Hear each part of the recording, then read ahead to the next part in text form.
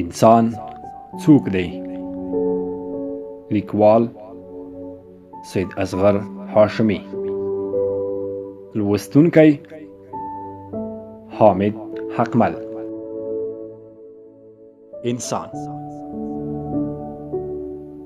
په دنیا کې ډیر شیان پیژندل کیږي، خو د څه شي پیژندل چې ستونزمن دي هغه انسان دی.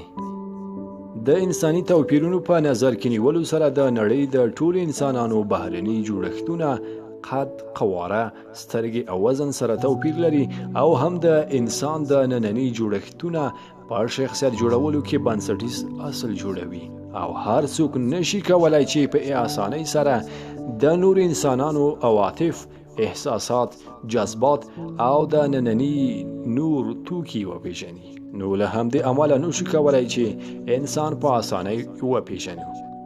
د ښه انسان پیژندلو لپاره د سیرت په اړه پوهاوی اړین دی. نه صورت که مخالف جنس ته د ښکلا لپاره دنده ورکوو، د مالدار صفت د پیسو لپاره کوو. په سپینو جامو کې د هغه چا عزت کوو چې د خلکو د تیر ایستلو لپاره د اسمان په شان کله شین او کله وریځ وي. همدارنګه داسې نور لاملونه ظاهري جوړښتونه دي چې که د انسان د پوهې او شعور کچه لوړه وي، د ظاهر پر ځای د انسان قیمت د باطن په نظر کې نیولو سره تلي. په لوی غره کې د قیمتي کاڼو پیدا کول، صیقل کول، ترې استفاده کول او اصلیت معلومول آسان کار دی، خو د یو ښه انسان پیژندل آسان کار نه دی. د همدې کاڼو د جوهر معلومولو نه د انسان جوهر معلومول ستونزمن کار دی. په مرغانو کې اصل او کوټه شته. د اصلو مرغانو پیدا کول او نیول او همدارنګه د دغو مرغانو لوړه بیه په دې دلالت کوي چې په حیواناتو کې هم اصل شته، او د داسې مرغانو ارزښت د اصلیت پر بنا او بنسټ ټاکل کیږي.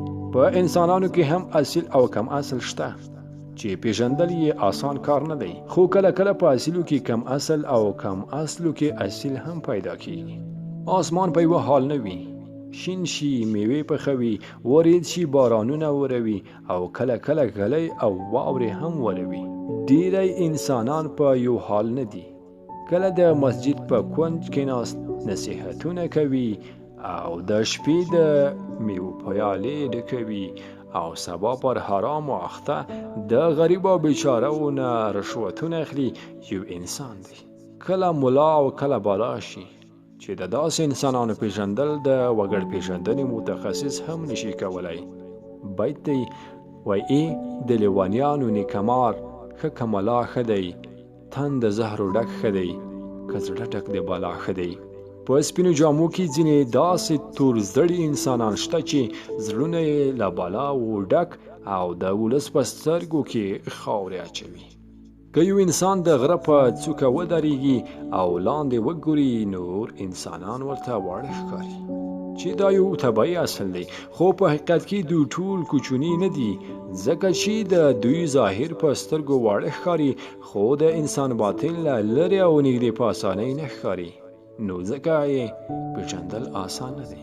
انسان پیژندنه ستونزمنه موضوع ده چې دلایل یې زښته ډېر دي، خو د انساني دوه ګونو ښکلاو په نظر کې نیولو سره د انسان جوهر او اصلیت چې د داخلي توکو سره اړیکې لري د ارزښت وړ دی.